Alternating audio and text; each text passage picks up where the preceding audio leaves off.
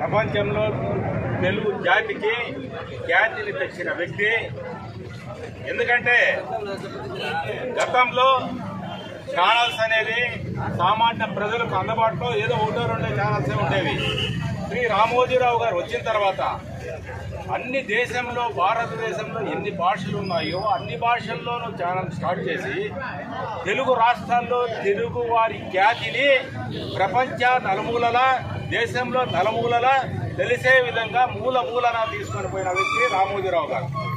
అదేవిధంగా ప్రజాప్రభుత్వాన్ని కూలగట్టినప్పుడు ఇందిరాగాంధీ మన ప్రియతమ నాయకుడు, మన ఆరాధ్య దైవం ఎన్టీ రామారావు గారిని పదవి నుంచి దించిన సమయంలో తెలుగు వారి గుండెల్లో రోజు మోగించి ఢిల్లీని గడగడలాడించి రోజు ఒక వ్యాసం రాస్తూ ఆ రోజు 4 కోట్ల ప్రజల యొక్క గుండెల్లో అతడు మంటను పుట్టించి విప్లవాన్ని తీసుకుని వచ్చి మళ్ళీ ప్రజాస్వామ్యాన్ని మళ్ళీ పునరుద్ధరణ చేసి మన నాయకుడిని మళ్ళీ ముఖ్యమంత్రిగా కూర్చొని పెట్టేంత వరకు అలిపెరగకుండా రాత్రి పగలు పోరాడిన వ్యక్తి రామోజీరావు గారు. అదేవిధంగా తెలుగు రాష్ట్రాలు 2గా విడిపోయినప్పుడు, ఇప్పుడైతే అధికారంలో లేదు, ఆ రోజు ఆంధ్రులను ఏదేదో మాట్లాడుతూ చంద్రబాబు నాయుడిని అవమానం చేస్తూ చంద్రశేఖర్ రావు వ్యతిరేకంగా ప్రచారం చేసినప్పుడు వాస్తవాలను ప్రజలకు తీసుకొని పోయే వ్యక్తి కూడా రామోజీరావు గారు. దాని ఫలితంగా తెలుగుదేశం ప్రభుత్వం వచ్చిన తర్వాత అతను చాలా ఇబ్బందులు ఎదుర్కోవడం జరిగింది, దాడి చేయడం జరిగింది. అదేవిధంగా గత 5 సంవత్సరాలుగా ఈ పరిగ్రాని ప్రభుత్వం జగన్మోహన్ రెడ్డి, ఎందుకంటే ఈ ప్రభుత్వం చేసే అరాచకాలను, దౌర్జన్యాలను తెలుగు వారి గుండెల్లో రోజు ఆలోచన రేకెత్తించిన వ్యక్తి. రాస్తూ ఆ వీడియో కానీ పేపర్ కానీ ప్రజలకు ఎంతో సేవ చేయింది. ఈరోజు తెలుగుదేశం అధికారానికి రావడానికి ముఖ్య కారకుల్లో ఆంధ్రజ్యోతి, ఈనాడు కూడా ప్రముఖమైన పాత్ర పోషించిందని తెలుసుకోవాల్సింది. అటువంటి మహానాయుడు ఈరోజు ఈ రామోజీ గ్రూపుల యొక్క అధినేత మరణించడం మనకందరికీ తీరని లోటు, తెలుగు వారికి తీరని లోటు.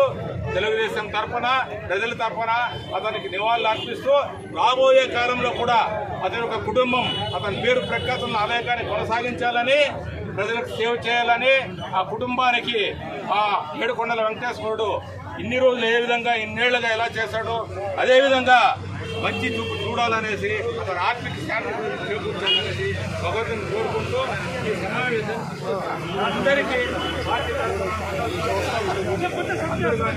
మన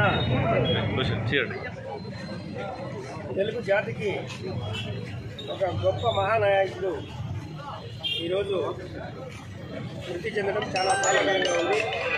ఎందుకంటే మన తెలుగు రాష్ట్రాల్లో తెలుగు పేపర్ని స్థాపించి అదేవిధంగా తెలుగు ఛానల్ పెట్టి ఈరోజు భారతదేశంలోనే కాక ప్రపంచ దేశాల్లో కూడా తెలుగు వారిని చూపిన మహనీయుడు మన రామోజీరావు గారు.